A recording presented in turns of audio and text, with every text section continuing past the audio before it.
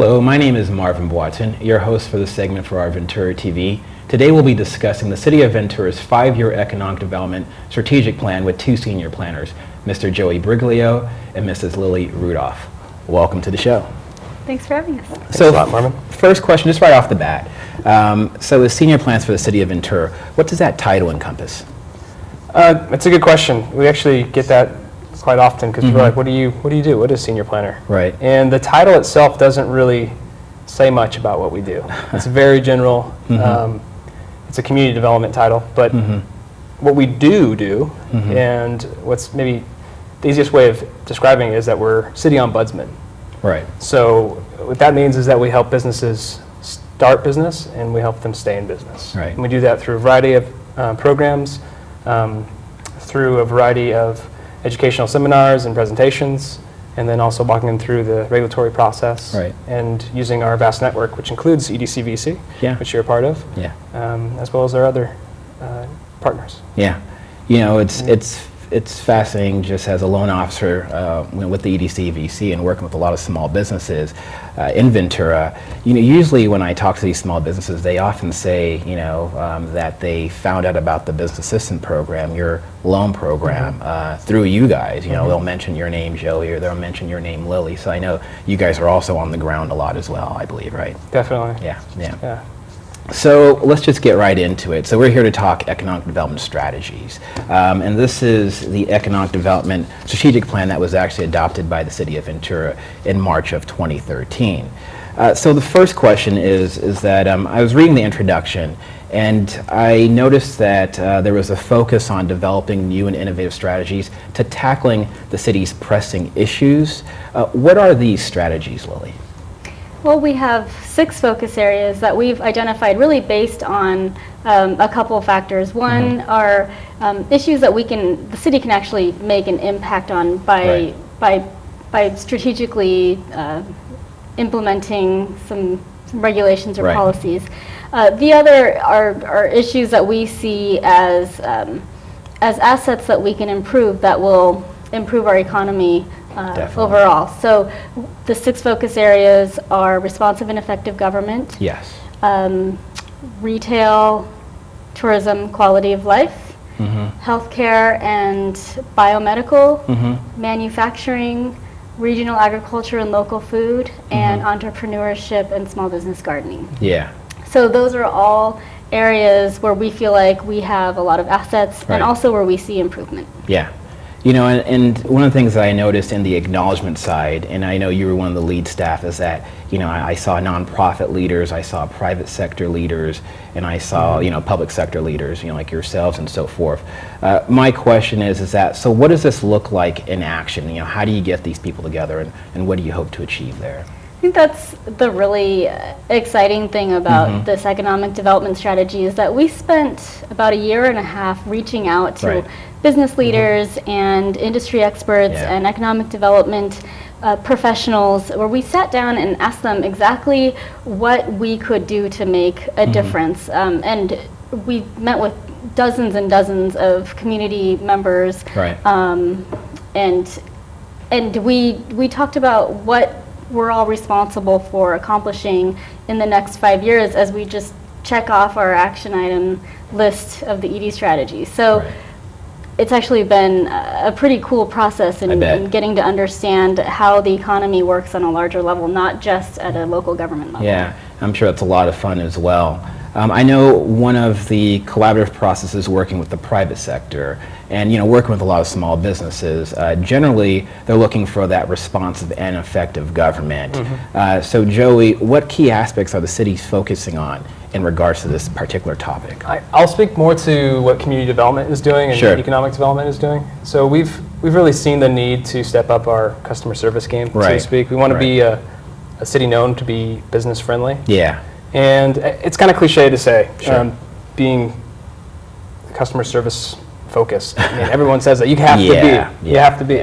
But for us, what that means is that we provide a clear answer every time, and that answer is easily understood to the customer. So we have to be able to speak the language of the customer. Right.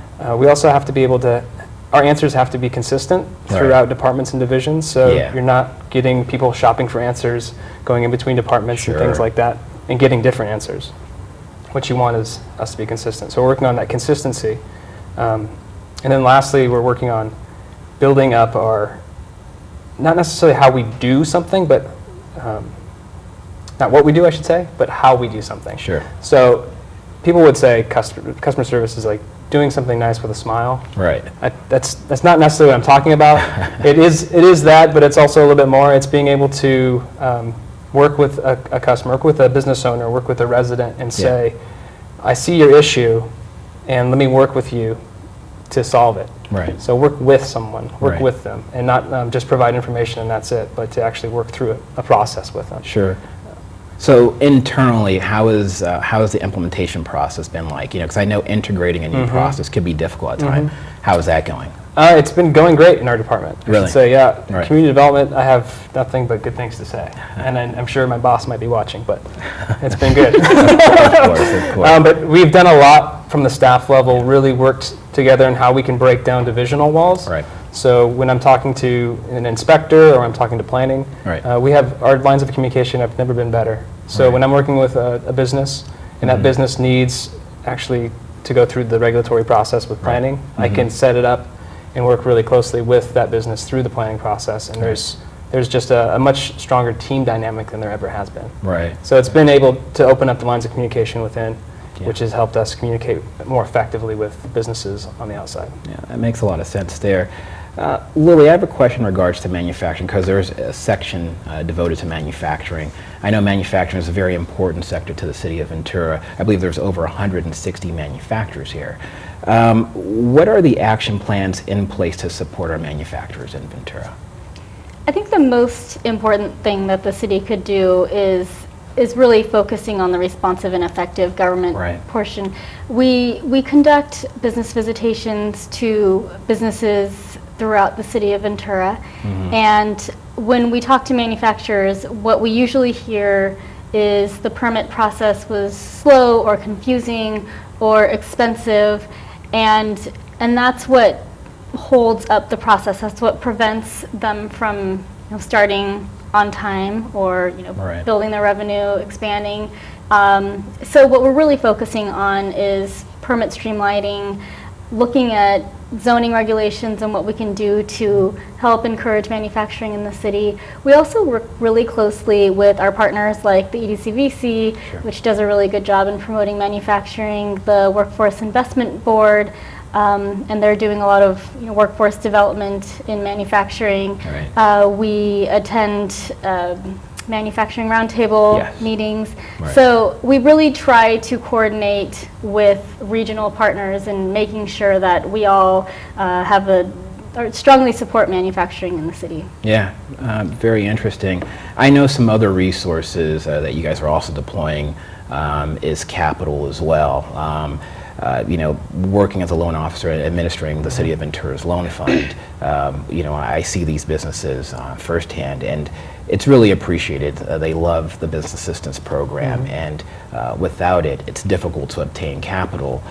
So my question, Lily, again is, what additional resources is the city planning on deploying to small businesses in Ventura County?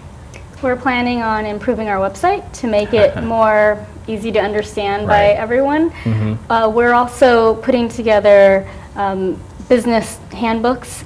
We have a new business checklist that we just developed. And that really helps businesses, well, any applicants really, just make sure that they speak to everyone they need to speak to in order to get the correct permits and licenses that they need to start on time.